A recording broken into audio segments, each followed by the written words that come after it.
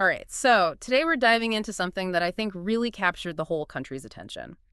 The death of Sushant Singh Rajput back in, what was it, 2020? June 14th, 2020, to be exact. Right, June 14th. And I mean, it was everywhere. News, social media, everyone was talking about it. Absolutely. It was Yeah. one of those cases that just gripped everyone, right? Yeah. And there's a lot to unpack. It's easy to remember the headlines, but we really want to dig deeper here. Yeah. I mean, I remember it so vividly. He was found in his apartment in Mumbai. Bandra, specifically. Right, Bandra. And there was that whole thing with I think it was a green cloth and there was no suicide note. And those early details, they just made so many people question the initial, like, ruling of suicide. It just didn't add up for a lot of people. And then, very quickly, this personal tragedy turned into something much bigger, a national obsession almost. Exactly. And that's what we're going to explore, right? Yeah. All of it. We've got a lot of ground to cover, starting with Sushant's life, his career, all the way to the official findings that came out just last March. Exactly. The goal is to pull out all the most important pieces. Understand why this particular event resonated so deeply with so many. We'll walk through the investigations, the theories that emerged, and the ultimate conclusion. And also how it impacted Bollywood and what it tells us about, society as a whole. Right. So much to talk about. So, to start, Sushant was kind of seen as an outsider in Bollywood, wasn't he? Well, yeah, he didn't come from a typical Bollywood family, that's for sure. Born in Patna, he was a bright student, studied engineering, Delhi College of Engineering, in fact. So it's a pretty big shift when he decided to pursue dancing and then acting. Yeah, a huge change. But then he found success quickly on television. Pavitra Rishta, right? Exactly. That's where he really captured the public's heart. His character, Manav Deshmukh, was immensely popular. It gave him a huge fan base, which helped him transition into Bollywood. And he had some really big hits, didn't he? Oh, yeah. Kai Poche, Should Desi Romance. And the one that really solidified him, I think, was MS Dhoni, The Untold Story, both critically acclaimed and a box office success. Right, that Dhoni film was huge. But, I mean, it wasn't just his acting. It seems like Sushant was just a really unique person. I remember reading about his interest in, like, astrophysics. He had a telescope, I think. Yeah, he had a telescope, fascinated by the stars. People described him as a philosopher in a hero's body, someone who was driven by more than just, the glamour of Bollywood. He had entrepreneurial aspirations, even thought about getting a pilot's license. Wow. Really driven. Absolutely. Mhm. But it's also crucial to acknowledge his struggles. The loss of his mother at a young age, which deeply affected him, the pressures of being an outsider in a very tight-knit industry. And later on, we learned about his battle with bipolar disorder.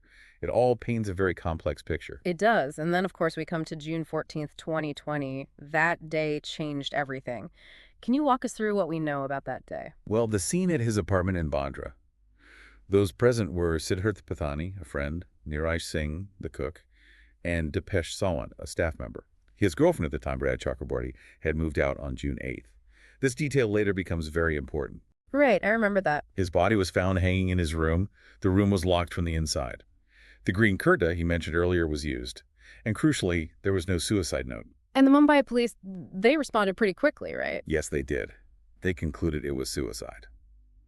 The postmortem report, which came out soon after, indicated asphyxia due to hanging as the cause of death. No external injuries, no signs of poisoning. They registered an accidental death report, or ADR. It's standard procedure when someone dies unexpectedly. An initial inquiry, you could say. But a lot of people didn't buy it, did they? No, there was immediate public outcry, a sense of disbelief, shock.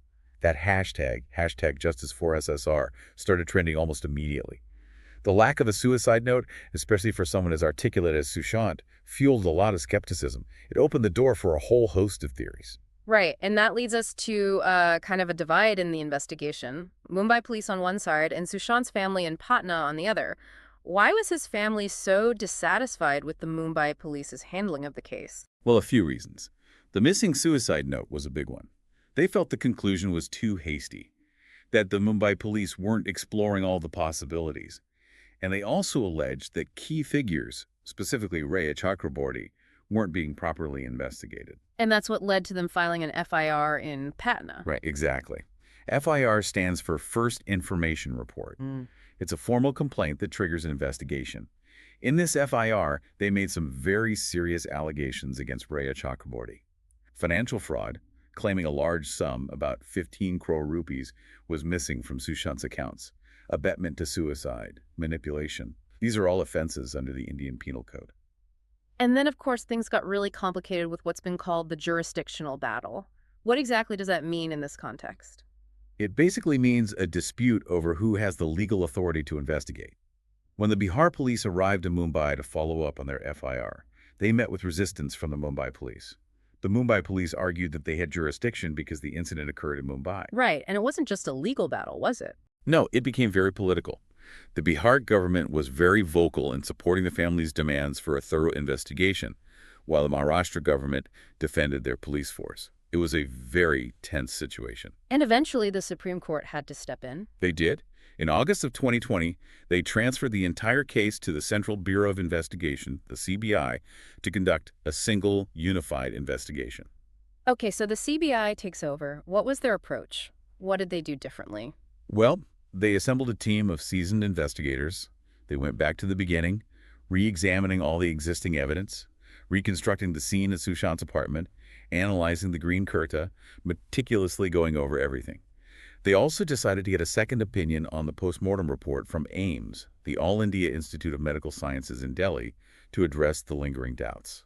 And that AIIMS report, it was pretty significant, wasn't it? What were the key findings? The AIIMS report came out in October 2020, and it essentially ruled out any foul play.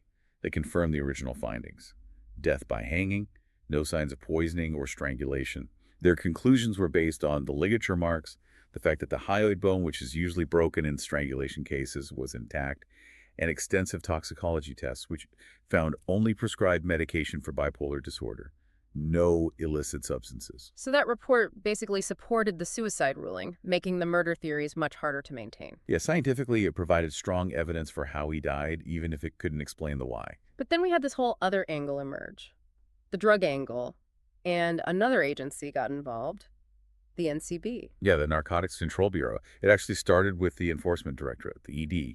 They were investigating the financial allegations of the Patna FIR, possible money laundering. And while going through Riya Chakraborty's phone, they found WhatsApp messages discussing drugs. Oh, wow. So the ED shared those messages with the NCB, and they launched their own investigation. They initially focused on Riya and her associates. Which led to her arrest. Right.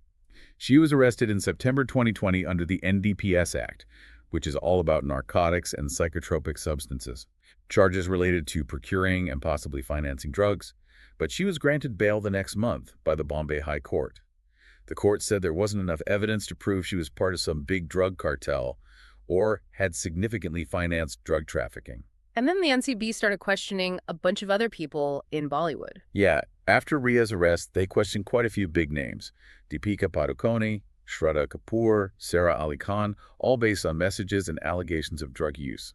But this wider investigation didn't really turn up anything concrete related to Sushant's death. Some people even criticize it as a fishing expedition. Right, trying to find something, anything to pin on someone. And, I mean, it's important to remember, wasn't it? Both the initial postmortem and the AIIMS report found no illegal drugs in Sushant's system at the time of his death. So it's hard to say how relevant those other investigations really were. Exactly. It raises questions about how central the drug use was to the actual tragedy. Mm. But this whole period was also really marked by what a lot of people called a media trial. It felt like the news channels really took over the narrative. Oh, it was inescapable, 24/7 coverage. And not always, the most responsible coverage. Absolutely. It was all about sensationalism, dramatic anchors, reenactments, constantly speculating, blurring the lines between rumor and fact. It felt like every channel had their own theory, their own angle they were pushing. It was all about TRPs, ratings. Yeah. The debates were heated, often filled with misinformation. The Bombay High Court even criticized the media for conducting a parallel trial that could potentially influence the actual investigation. On social media wasn't helping, was it? No, not at all. It became an echo chamber. Twitter was flooded with hashtags like #JusticeForSSR, allegations of bots amplifying certain narratives. WhatsApp was full of unverified information. It was almost impossible to know what was true anymore. It also seemed to divide Bollywood itself. Some people were very vocal, others stayed silent. Yeah, it definitely exposed the fault lines within the industry. You had people like Kangana Ranaut speaking out, often connecting Sushant's death to nepotism. Others chose to remain silent, maybe out of fear, maybe out of caution. That silence itself speaks volumes about the power dynamics in Bollywood. It does. And all this attention, all this speculation, it led to a ton of theories, right? Some wilder than others. The nepotism debate was huge. Oh, absolutely. The idea that Sushant, an outsider who made it on his own, was a victim of Bollywood's gangs and favoritism really resonated with the public. People pointed to roles he supposedly lost to star kids. And that general frustration with nepotism really fueled this theory. But the CBI, despite looking into it, didn't find any concrete link between nepotism and Sushant's death. And then there was that other theory, the one about big names being involved in some kind of cover-up. Right. That theory alleged that powerful figures in Bollywood might have had a hand in his death and were trying to suppress the truth.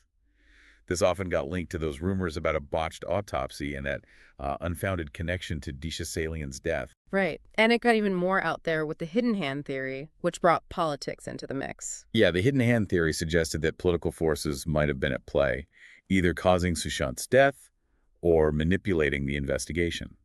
This theory was often tied to that whole clash between Bihar and Maharashtra during the investigation. And then we can't forget the most bizarre one, the doppelganger theory. Oh, yes.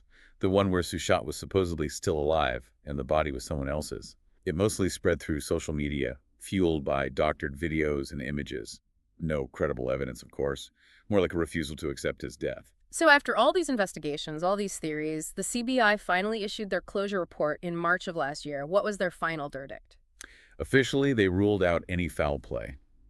Their conclusion, based on the AIMS findings, their own investigations, and witness statements, was suicide by hanging. And what about the court? I know their decision on the closure report is still pending, but what are people expecting? As of today, March 22nd, 2025, the court hasn't made a final decision.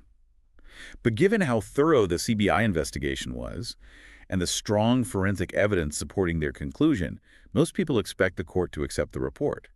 For them to overturn it, there would have to be some pretty significant new evidence or a very convincing challenge to the CBI's integrity, and neither of those things have happened. Right. And how did the public react to the closure report? I mean, this had been such an emotionally charged issue for so long. It was a mixed bag, as you can imagine. Some people accepted it as the final word, a way to find some closure, but many others still clung to those conspiracy theories. It shows just how invested people were in this case, how hard it was for some to accept a tragic reality that didn't fit the narrative they believed in. And just to be clear, legally speaking, is there any chance of the case being reopened? Technically, yes. If strong new evidence emerges, or if there are successful legal challenges to the CBI's findings, it could be reopened. But the bar is very high. Overthrowing the findings of a major agency like the CBI, especially with forensic evidence backing them up, is extremely difficult. This whole situation, it had a big impact on Bollywood, didn't it? What were some of the lasting effects? Definitely. I think one of the biggest was the shift in how mental health is perceived and discussed within the industry. Sushant's case really brought the issue to the forefront. You had more celebrities opening up about their own struggles, some industry initiatives to provide mental health support. There was a greater awareness of the unique pressures faced by people in the public eye. Right, and I imagine it also had an impact on actors who are just starting out, especially those without those Bollywood family connections. Absolutely. Sushant's story, both his success and his tragic end, highlighted the challenges faced by outsiders. More focus on the nepotism debate, more workshops and discussions aimed at helping aspiring actors navigate the industry. It hasn't solved the problem, but it's definitely brought it into sharper focus. And what about the films themselves? Did any of this affect the kinds of movies being made? Interestingly, yes. Amidst all the talk about nepotism, we've seen a rise in independent cinema. More opportunities for actors who aren't from those big film families, especially on streaming platforms. Those platforms seem more willing to take risks on different kinds of stories, different faces, and it seems like audiences are also changing, more interested in good stories than just big star power. It's been quite a journey revisiting this case. So what are some of the key takeaways? What can we learn from this, not just for Bollywood, but for society as a whole? I think the biggest takeaway is the importance of open and honest conversations about mental health. This case sparked a much-needed dialogue, both within the industry and in society. We need to break down the stigma around mental health issues, acknowledge the unique pressures faced by celebrities and high-profile individuals, and ensure there are adequate support systems in place. And of course, we can't forget the role of the media.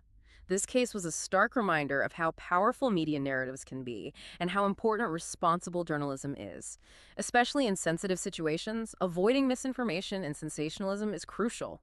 That whole media trial aspect was really concerning. It was. It highlights the need for ethical reporting, for separating fact from speculation, and for remembering that everyone deserves due process. So, to wrap up our deep dive today, Sushant Singh Rajput's death was undeniably a tragedy that had a huge impact on India.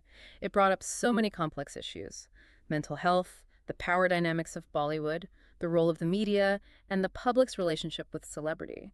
While the CBI's official conclusion points to suicide, the case and the questions it raised continue to resonate with people.